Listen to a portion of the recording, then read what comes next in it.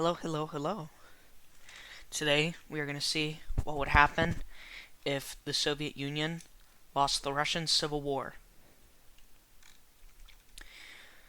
So, in this situation, the White Army or the Empire would have won the Civil War. So, it's very unlikely because the whites were extremely unpopular, and basically, if you were anyone that didn't support the monarchy, you basically supported the socialists, the communists, the Bolsheviks, the Reds.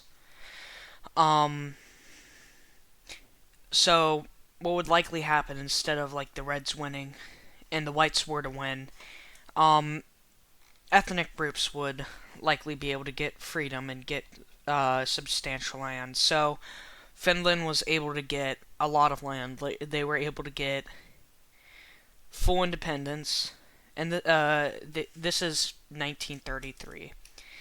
By 1933, they had full independence. They had Karelia, and they had Karelia.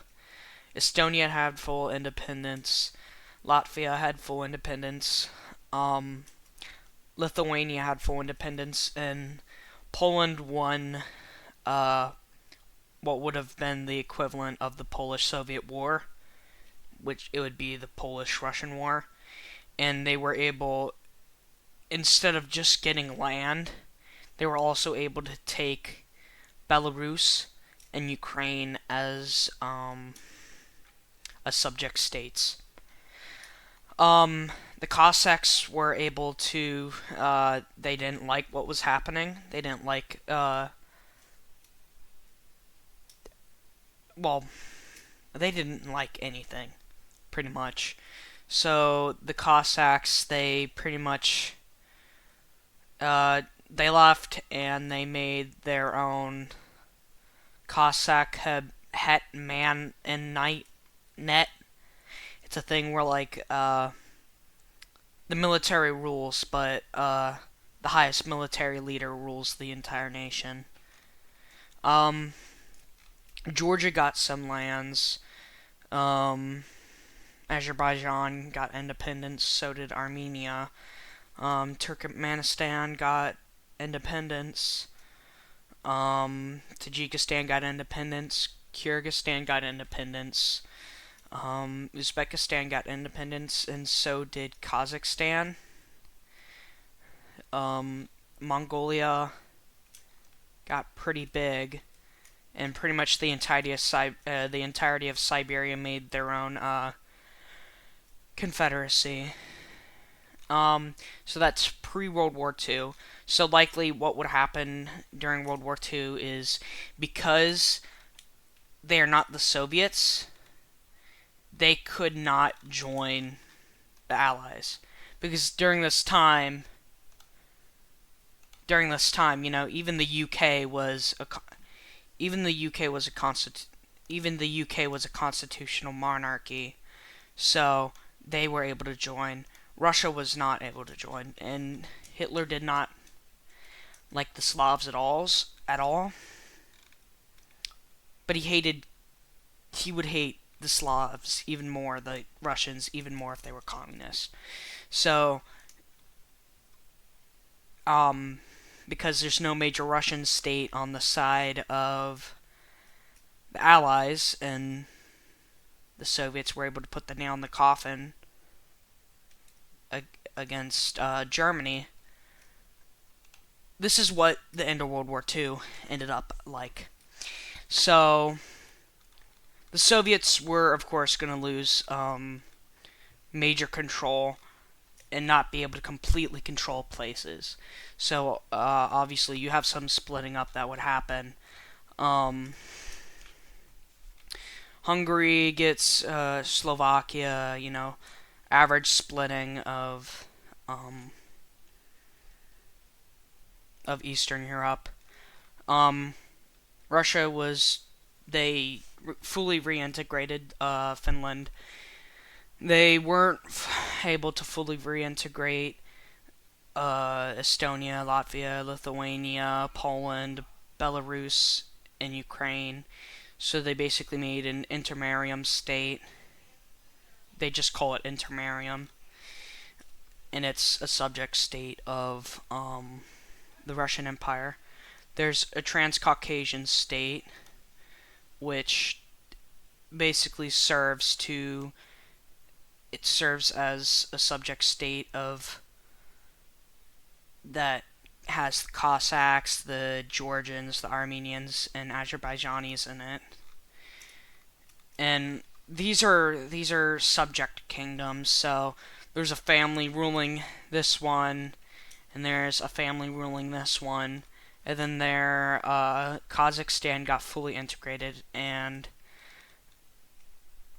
this area in Central Asia didn't get fully integrated, but they did all become their just one big empire, one big subject state under the Russian Empire. Afghanistan became a subject state, so did Xinjiang, because Japan and Russia split it up, and so did Mongolia become a subject state. And that was post World War II. So now this is what the equivalent of this would be the middle of the equivalent to the Cold War. So pretty much everything's still the same back here. But as you notice, there's been some change in Persia, Romania. There's been some changes in Persia and Romania, and northern Mesopotamia and southeast Anatolia. So, at this point, Germany absolutely despised Slavs and Asians during World War II. They thought that they were way less. They thought that they were less than human. They didn't like the Italians or the Hungarians or the Romanians, or the Bulgarians. They were just pretty much excuses to stay. So, naturally, Hungary would sided with Russia in this Cold War because Germans and Italians did not like Hungarians that much. Bulgaria got chomped up by Italy, and Romania got basically split in three. So there's Greater Hungary, which is interesting, and Greater Moldova. So Intermarium gained lands and took northwest Romania. Hungary took Transylvania, and then Italy took Wallachia. So in the Middle East, Turkestan was able to get independence from whatever Italian subject state was in this area, or multiple Italian subject states. So they were able to get Kurdistan was made a subject state of the Russian Empire, and then Japan and Afghanistan were able to get ethnic Afghan lands out of Persia, and this is the mid-Cold War, so maybe like the 60s, or like the late 60s. And this is the post-Cold War, which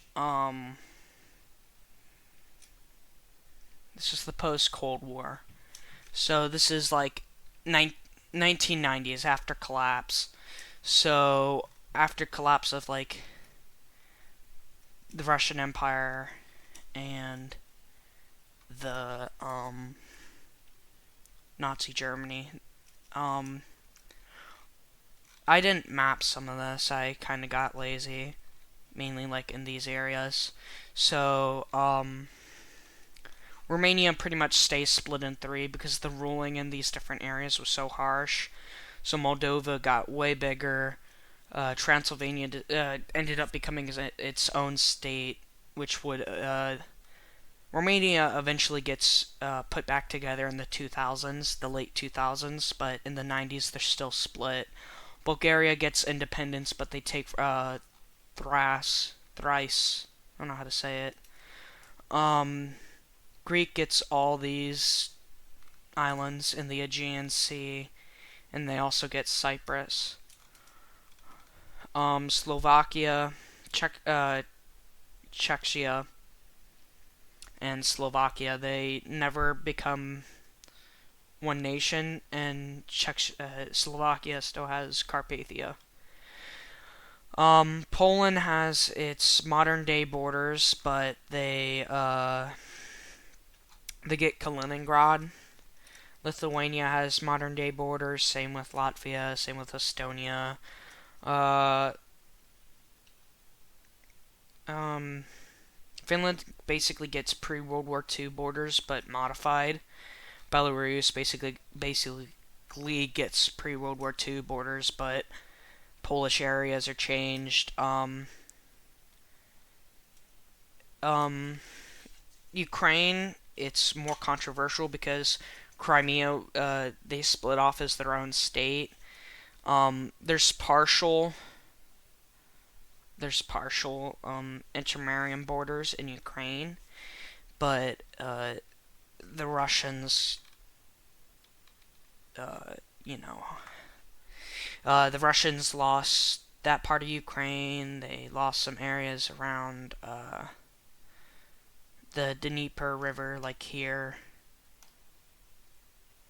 The Russians lost that. Um,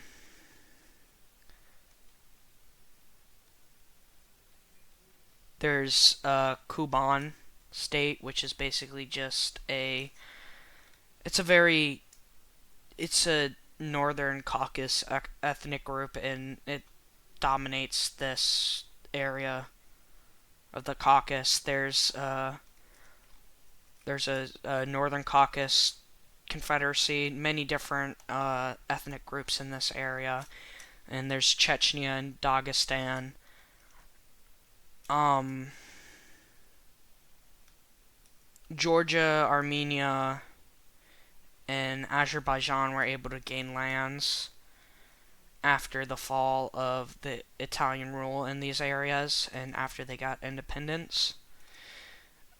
Persia, it stopped being a monarchy under the rule of Italy, but after Italian the fascist Italy fell, um, they peacefully transferred to a Persian Republic, and it's actual republic, unlike real life's Persian the Islamic Republic of Iran.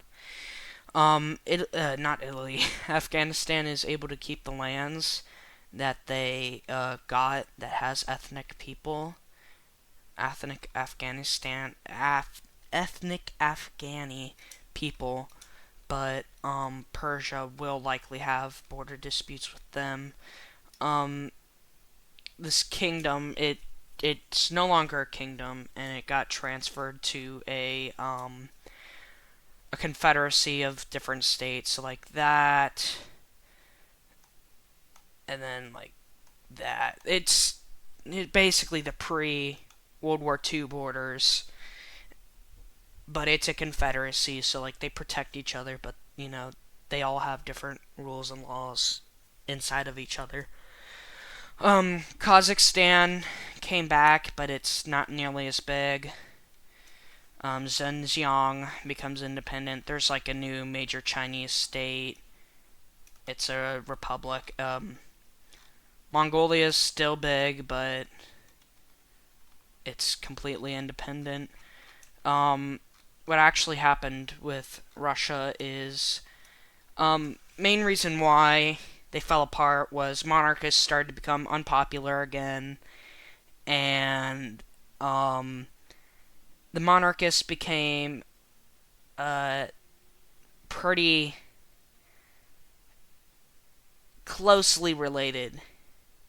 You can say that the family trees started to turn into a family circle. If you get what that means.